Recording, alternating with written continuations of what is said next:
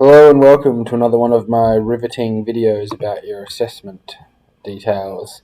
This is our final assessment, the major folio, and it's called the design process and solution.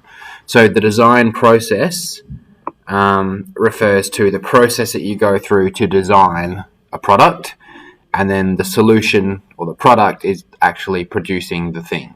So the design process is the investigating and the research and all the factors that go into coming up with a plan to create your photography. And then the photography that you actually do produce, or what have I done here, is the solution.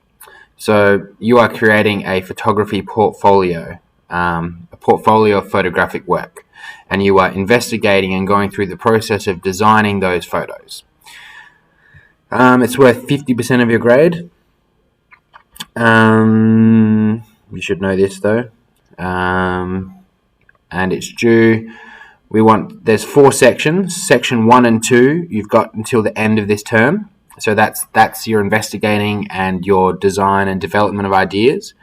I'll talk about that in a minute. But those 2 sections are due at the end of this term, so week 10, and then you're going to have the holidays and week 1. So that'll be 3 weeks after that to finish off. To take your photos, which is section 3, and to evaluate, which is section 4. So all the sort of heavy written component is what you're working on this term, and that's due at the end of the term, and then that'll be drafted, and then you'll have the holidays and week 1 to take your photos and do your evaluation. So when you click on the task sheet, which will be here when I've uploaded it, it'll look like this.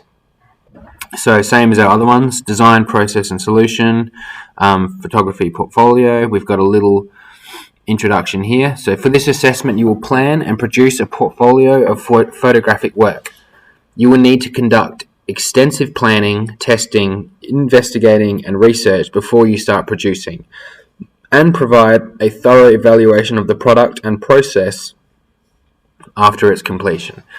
So the important things that you need to pay attention to here is the word extensive. So we're no longer just planning or testing, we're extensively planning and testing, because this is worth 50% of your grade. So this is essentially got to demonstrate half a year's worth of work. So it has to be extensive.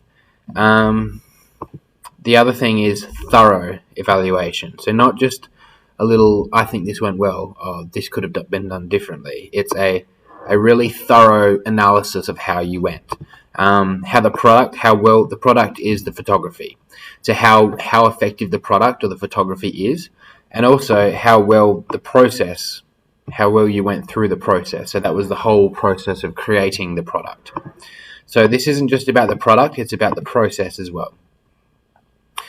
So during the resource study, our external assessment, you investigated 2 things to do with a specific type, genre, style, or form of photography. And that style, type, form, or genre of photography is what you're going to focus on for the major project, which is this. You design and produce a portfolio of photographic work that presents the same form or style of photography. So if you chose to do street photography before, you're doing street photography now. Your portfolio must include 10 high-quality images that showcase a range of photographic skills and techniques. So your task is to take 10 photographs. Your portfolio is a portfolio or a range of 10 photographs. And those 10 photographs, each one must be planned and thought about and tested and trialed. And you take a photo and then something doesn't work, so you retake the photo, and then we do sketches. And we go through this entire process for 10 different photos. So it's not just a matter of walking down the street and taking 10 photos. It's a matter of really thoroughly planning 10 pieces of art. Each piece of art is its own piece of art. They're not just 10 random photos that were taken at the park. So there's 4 distinct sections to this project, and you'll be required to demonstrate your knowledge of the design and realization process through following these 4 sections. So the design and realization process is what we talked about at the beginning of the year. which is essentially what all our performance standards are based on. So investigation analysis. So you have a topic, you investigate it, you analyze relevant information. Then you go about developing your design and planning what you're going to do, which is section 2. Section 3 is producing what you're going to do, producing the product, making the solution, taking the photographs. And then the 4th section that we're looking at is the evaluation, how well the product did.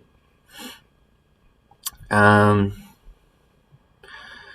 you'll present your portfolio in 2 forms. There will be 2 things that you submit. One thing that you will submit will be a 2,000 word PDF document.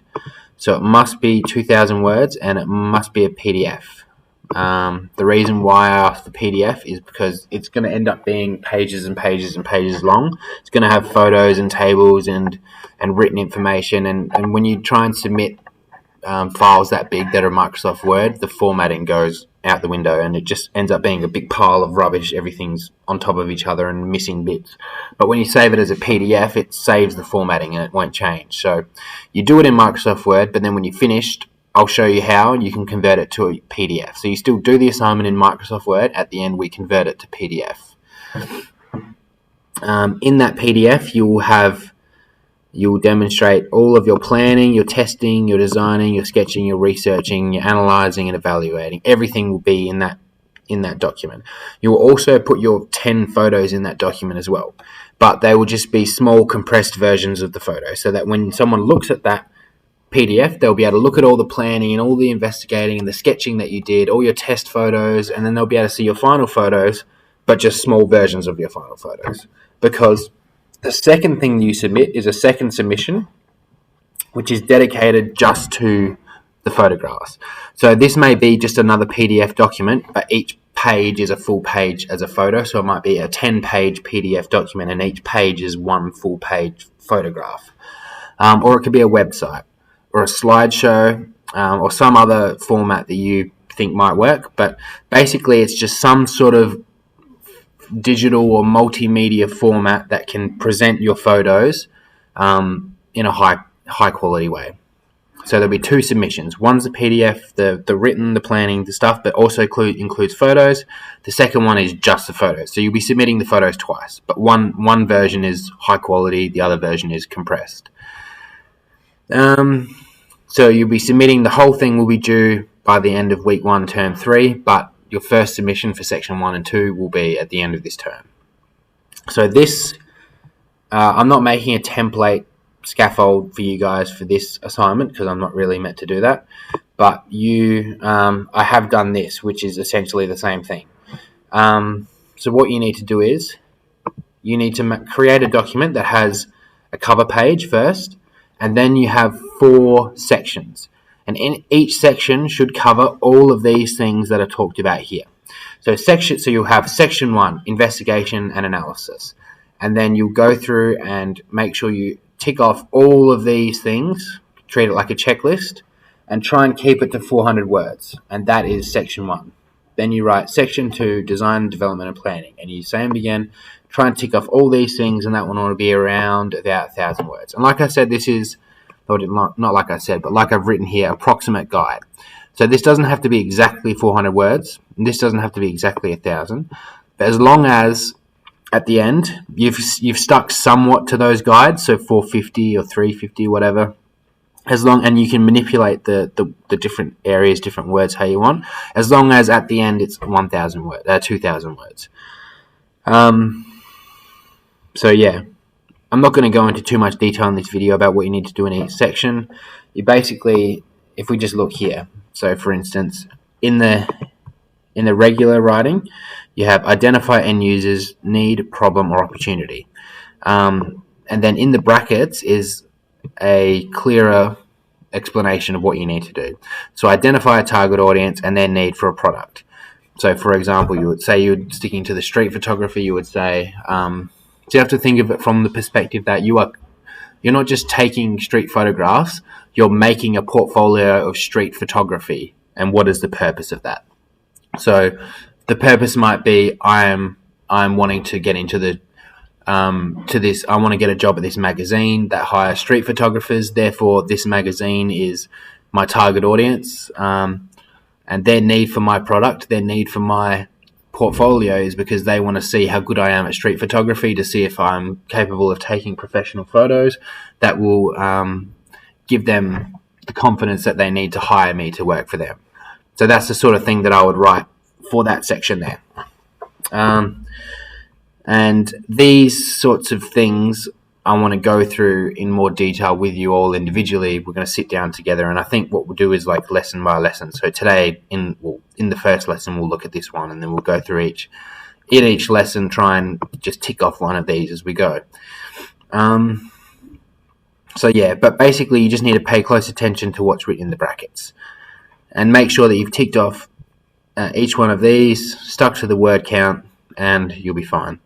Then at the end, also, so you submit all of that as a PDF document, and then you also submit the actual product. So think of this one as the design process. This is the planning, and then you're going to have like screenshots of your product, or like compressed or example versions of your product in there. But the product itself, the actual portfolio, is a separate submission, which will be a website or a PDF or a slideshow. So there'll be two submissions. One is about the product, which includes photos of the product, and the other one is the product. Hopefully this is clear. These are the performance standards we're looking at. All the performance standards. The only one we're not ticking off is this one here, which we are covering anyway, just in case, and also because it's relevant. So, but essentially, you're getting marked on all criteria. So comprehensive and insightful analysis of the design features of products, processes, systems, products, materials, techniques. So that's how well you analyze these things. So this is looking at the investigation process. So basically section 1 of your document covers these ones here. So when you're doing section 1, if you do a good job of section 1, that allows me to give you a good grade here. If you do a good job of section 2, that allows me to give you a good grade for this section here, and so on. So section 1, so that the point being that you need to do a good job of each section so that I can tick you off on each one of these performance standards. I think that's about it. So yeah, all right.